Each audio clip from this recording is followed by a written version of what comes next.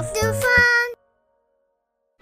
Hi, and welcome to a Seed of Melanin story time. Grab your snack and your book, if you have it. Today we're going to be reading Juneteenth Jamboree.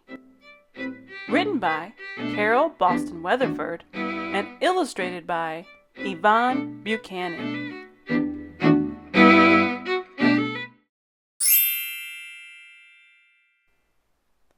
It was a fine day for daydreaming. Breathing in aromas of apple cobbler and tater pie, Cassandra gazed out her bedroom window. Her brother Koofy was in the backyard swinging. Her mind drifted to the city and the friends she left behind. She liked her new house and her new school was okay, but what would summer here in Texas hold? This was her parents' hometown, but it didn't feel like home yet to Cassandra. "Come, lend me a hand," her mother called.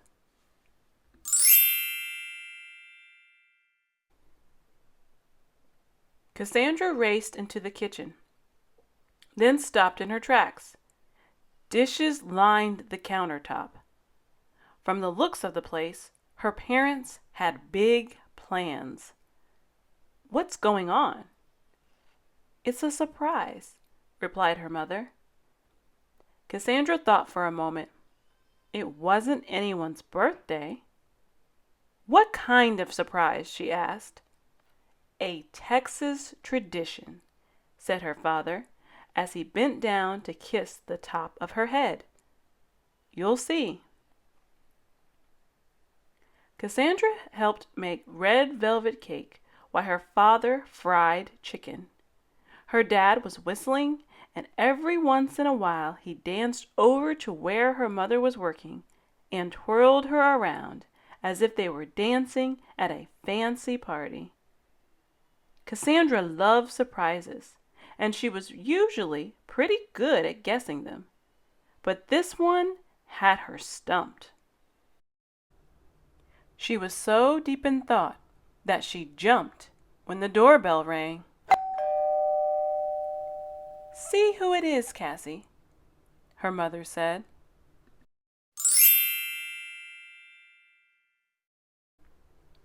Cassandra could smell her Aunt Bet's rolls even before she opened the door. Texas didn't feel like home yet, but at least it meant that they were closer to family, especially her favorite aunt. "How's my beautiful niece?" Aunt Bet asked. "Fetch me an apron, would you, baby? Then get some clothes from your mama. We gotta get this ham ready."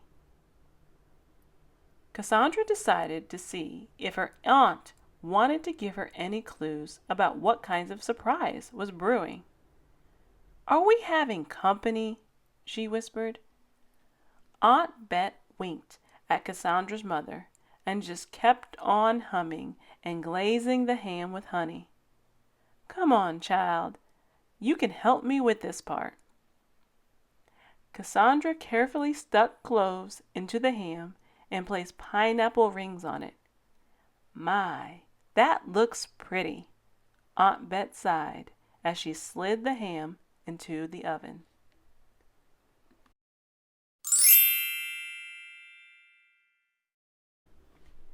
Koofy and Dad busily snapped string beans while Mama began packing a picnic basket. Cassandra had never seen so much food, but she was more curious than hungry. Why the feast? Memorial Day had passed and 4th of July was still 2 weeks away. "Time to get dressed, Cassie," said Mama. "But I am dressed," said Cassandra. Her mother hurried upstairs. "Just you wait," she said, lifting a calico dress from a pine chest. "This is the best part of the surprise." Cassandra loved to dress up. In fact, her mother sometimes scolded her for going into her closet, and now she was letting her wear this beautiful dress. First, her father dancing in the kitchen, and now this. Whatever the surprise was, it was sure making her parents act funny. She looked in the mirror. The outfit was yellow and blue, the colors of the Texas sun and sky.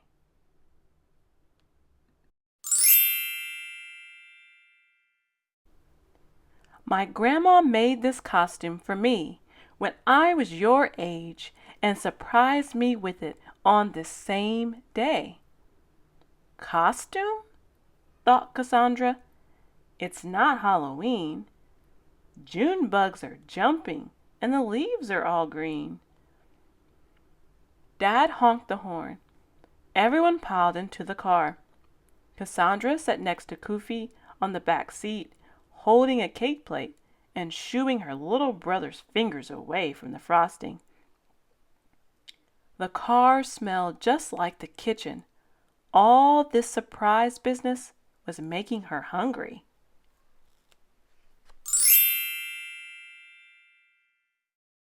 Within minutes, they arrived downtown. They parked at the church and left the food in the fellowship hall. Then they walked to the square. It seemed like the whole town was there. Some girls from Cassandra's school walked arm in arm in their long skirts and pinafores. Her parents pointed to a banner that flapped in the breeze. Juneteenth? Giggled Cassandra. What kind of word is that? Why, that's the surprise, honey, said Aunt Bet. It means June 19th, Dad explained. That's when Texas slaves heard they'd be free. President Lincoln signed the Emancipation Proclamation in 1863. But news didn't reach Texas until more than 2 years later. Nobody really knows for sure what took so long, but you'd better believe folks rejoiced when they finally found out.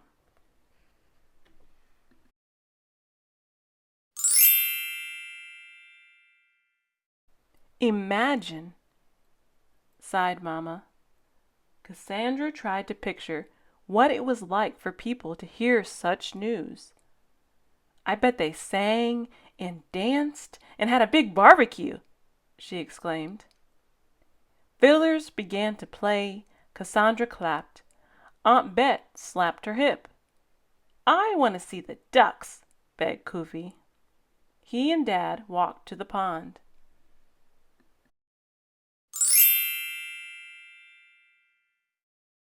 At a picnic table, Cassandra learned to make a corn husk doll. I'll call her Lizzie, she declared. A girl in a pink pinafore leaned over to look at the doll. Lizzie's my name, too, she said, smiling. As Cassandra introduced herself, Lizzie's mother called her from another picnic table. I've got to go, Lizzie said, but I'll see you later. Cassandra hoped so. A Texas summer might not seem so long with a new friend.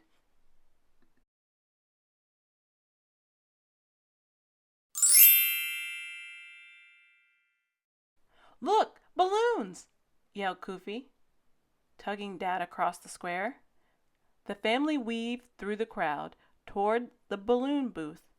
Can I have one? Koofy blurted. Not so fast, the balloon man said, giving them slips of paper. First, sign your name. But there's already writing on it, said Cassandra. Forever free, she read out loud. Use the other side, said the man. He slid Cassandra's paper into a balloon. Then he blew it up while she helped Koofy write his name. Hold on to it now, he urged, winking.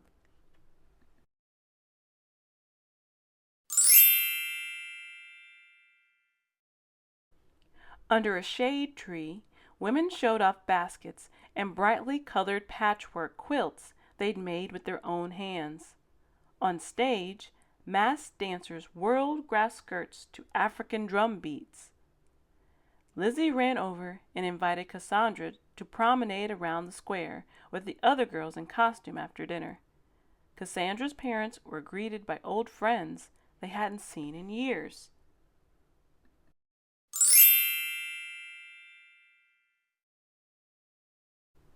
A bearded man carving a cane spun tales of the first Juneteenth. Some folks say the messenger took 2 years to reach these parts because his mule was slow. Others say slave owners wanted to harvest one more cotton crop, so they kept the news from their slaves. Me? I don't know whether to blame the mule, the messenger, or the master. One thing is sure, though. Freedom was a long time coming, but it was mighty sweet. Cassandra heard her father whisper, "Amen."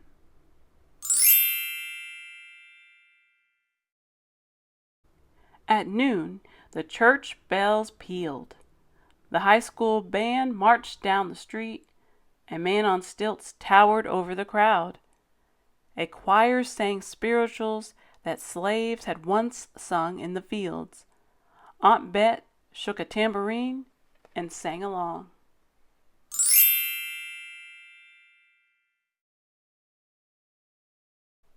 As the parade ended, the Grand Marshal said, "When the cymbals sound, let go of your balloons all at once." Clash, clang! Hundreds of balloons carrying messages of freedom floated toward the clouds. Cassandra's eyes followed her balloon high up into the sky until she could no longer tell it from the others.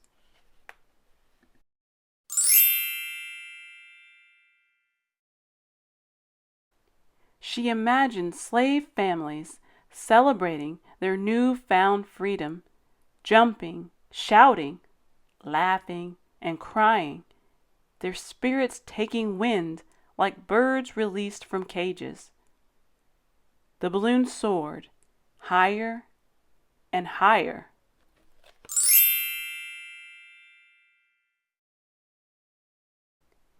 In the midst of her daydreaming, Cassandra felt Aunt Bet squeeze her hand and glimpsed her wiping a tear. "Don't be sad, Aunt Bet. You'll get another balloon one day." "I'm not sad, honey, just filled up. I'm so thankful that you're home and we're all together." "Me too," said Cassandra, giving her aunt a great big hug. "Me too."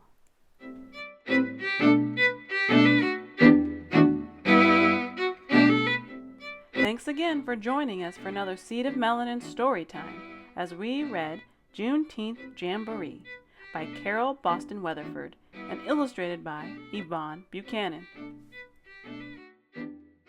We hope you've learned a little bit about the celebration of June 19th, also known as Juneteenth, which celebrates the day in 1865 when enslaved blacks found out that they were free in the state of Texas. We hope that you enjoy time with your family and friends and cherish your freedom.